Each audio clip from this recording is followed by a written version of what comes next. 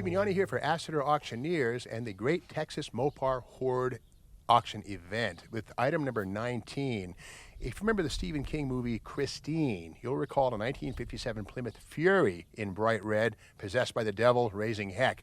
Well, this is the four-door version of that. This is a Plymouth Belvedere, a 1957. You got to love the grille on this car. It is very well preserved. And the other components, I think, are in the trunk. We'll find out in a moment on that one. But what looked to be quad headlamps here in 1957 were not. They weren't fully legal in all states, so Plymouth offered the outboard headlamps and inboards were actually directionals. But 58, yes, they became quad lamps. They look quad, but they're not. Little trivia. Okay, let's pop the hood and look at what we have. Okay, while Christine, a Fury, would have had a dual quad 318 poly. This is the 301 poly with a 4-barrel carburetor. This is the Power Pack, 235 horsepower. This one does have manual steering. I do see air conditioning, factory air, which is a very, very cool thing right there. And this is the factory air cleaner right here. It's a low-profile air cleaner because Virgil Exner designed these cars, 1957 on, to be very, very low, and a standard air cleaner just doesn't fit. And again, 57, first year for Chrysler's torsion bar front suspension, seen on this one here. Okay, let's break out the magnet and see if this is a rusty one or a nice one. Look at that. Magnet sticks. This is a nice rust-free example. I dare say this might be original paint. Let's pop the door and see what we have inside. And keep in mind, again, this is a two-door hardtop, no pillar here. When you open both windows, you have full-through air ventilation.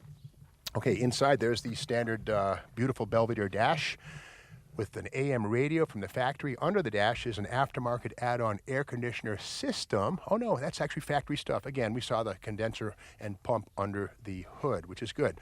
This is a push-button torque flight car. The buttons are to the left of the steering wheel. But again, a nice, nice original car. A little tattered, but again, I'd rather see tatter than missing any day. Let's pop the back door. And again, no B-pillar. Roll the windows down on this car after restoration, take the family out for a ride, and what a nice thing to have the breeze and the scenery passing by without any obstruction from the pillars. Now down here in the rockers, what may be rust, okay, a little bit of bubbling here. Let's see if the magnet wants to stick. It does. So this is bubbling, first time, not been doctored, there's no putty in there. That's, original rust, as it were. Grind that out, weld it up, you'd be okay. The lower quarter panels here, wow, they look great. Magnet wants to stick. This is factory original metal. A little bit of a bubble happening there, but again, this car is 1957, so it's entitled to a little bit of rust. Quarter panels, 1957 first year for the fins, which would grow and grow until 59. Belvedere, the rear bumper is looking very good. Love the plastic lenses. They're in really good condition. Let's pop that trunk and see if the parts are inside. And yes, okay, here are the missing grille components. Right here, this is the valance up front.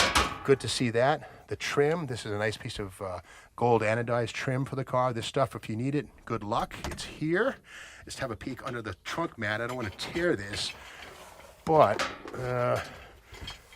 yeah, it looks kind of hard to get in there. But it looks to be, yeah, it's got a little bit of surface rust, which is standard fare. It's maybe a little thinner than standard, but it's not porous. It's not a hole.